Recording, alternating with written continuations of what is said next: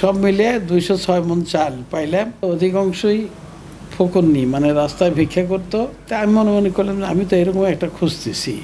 এই slab latrine এই প্রকল্প থেকে প্রায় 27 লক্ষ টাকা আমাদের পুঁজি হয়েছিল। আবার নতুন করে কাগজপত্র ঠিক করে যাত্রা শুরু। তো এই ঠ্যাঙ্গামারা গ্রামে আমি যখন গোকুল হাই স্কুলে পড়তাম ক্লাস 7-এ, তখন এই 1964 সালে ঠ্যাঙ্গামারা সবুজ সংঘ নামক একটা সংস্থার কাজ করছিল। এটা হলো সমবায়ের রেজিস্ট্রেশন প্রাপ্ত কোর নামক একটি সংগঠন, কারিতাসের একটা অঙ্গ সংগঠন, কোর দি জুট। তারা সহায়তা করতো তাদেরকে। তারা হলো এক ঝাঁক মধ্যবয়স থেকে বৃদ্ধ বয়সের মহিলা, যার মধ্যে অধিকাংশই ফকরনি, মানে রাস্তায় ভিক্ষা করত আর জমিতে মরিচ তুলতো, মরিচ মোটাতো, আলু তুলতো এবং মানুষের বাড়িতে ঝির কাজ করত। তো দেখে সময় সময় আমিও লক্ষ্য করেছি যে এটা কি করছে, কি সমস্যা। দেখতে দেখতে তারপরে আমি যখন স্বাধীনতার যুদ্ধ হয়ে গেল, তখন ওদের একটা ঘর ছিল যেখানে এখন আমাদের মাদ্রাসা।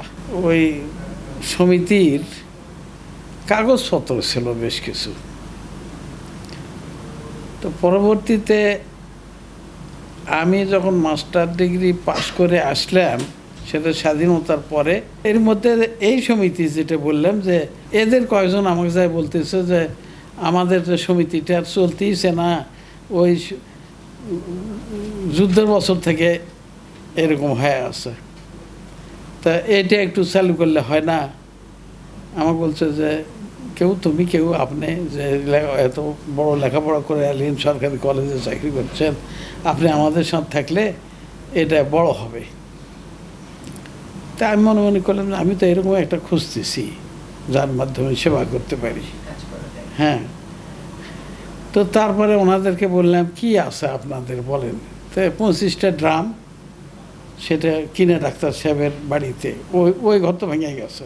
তারপরে হলো একটা বোর্ডের নাম লেখা আছে, নাম আর নামের পাশে রেখা, যার রেখা যত বড়, এত বড় একটা স্কেল আছে, সে স্কেলে যত 5 কেজি করে চাল আছে, এক স্কেলে ফেলে যত হয় তত কেজি চাল হবে তার জমা। মানে লিখতে পারে না তো কেউ, রেখা দিয়ে চালের পরিমাণ গণ্য করে। 25টা ড্রামে ওখানে উপস্থিত 100 আরও এক চাল মানুষের অনেকের মধ্যে দেওয়া আছে। তো সব মিলিয়ে 206 মণ চাল পাইলাম, 126 জন মহিলা। এই হলো তখন হলো 80 সাল, 1980 সাল। ওই 80 সালেই আবার নতুন করে কাগজপত্র ঠিক করে তারপরে নবায়ন করে নিয়ে যাত্রা শুরু। আমি বললাম যে আপনাদের মূল সমস্যা কি? আমাদের একটু মাথার ছাতা নাই, তা আপনি আমাদের মাথার ছাতা হন। ওই আমার বড় যাই ফতেমা বাবা আর অনেকে জমেলা বাবা, তারা বললো যে তুমি আমাদের সাথে একটু থাকলে আমরা এটা করবো, কারণ আমাদেরকে অনেকে ভয়ভীতি দেখায়, আমাদেরকে মেরে খায় মানুষ। আমাদের 1 নম্বর ভয় যে মানুষের অত্যাচার, আমাদের বাড়াতে দেবে না, আমাদেরকে অনেক টিকা টিপ্পণী করে, আমাদের গালমন্দ করে। তা আমরা যদি আরও না বড় হই তাহলে ভয় পাবে সবাই। তো তাহলে কী করা লাগবে? তো কয় যে ওই মঙ্গলবারে আমাকে 12 দিন, ওই দিনে একটা মিটিং ডাকা হোক, আর সকল ফকরনিগরক বলা হোক যে তোমরা যারা আমাদের সমিতিতে অংশগ্রহণ করবে তারা একবেলা ভিক্ষে করবে না, এখানে আসবে, আর সেই দিন পোলা খাবারও দেওয়া হবে, মানে বুট, চাল, ডাল, তারপরে মুরগির মাংস দিয়ে সুন্দর করে পোলা করা হলো। তো সেখানে প্রায় 400-500 লোকের সমাগম হলো। সেখান থেকে 326 কি 36 জনকে আমরা তাদের আগ্রহ উৎসাহ দেখে তাদেরকে বেছে আমাদের দলটা বড় করলাম। তো বড় করে আর 14টা ভাগ করলাম, যে এত বড় তো এক ভাগে থাকলে হবে না। তো ওই 14টা ভাগে তারা যখন চাল সংগ্রহ করে, কারু চাল উন্নত মানের, কারু চাল নিম্নমানের, এই নিয়ে দেখি যে একটু কানাঘোষা, তাদের মধ্যে অসন্তুষ্টি, যে চালগুলো হলো অসাম্য।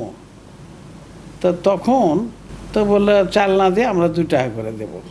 তো তখন থেকে 2 টাকার ছোট্ট একটা রসিদ, সে রসিদ দিয়ে 2 টাকা করে চাল দেওয়া হয়।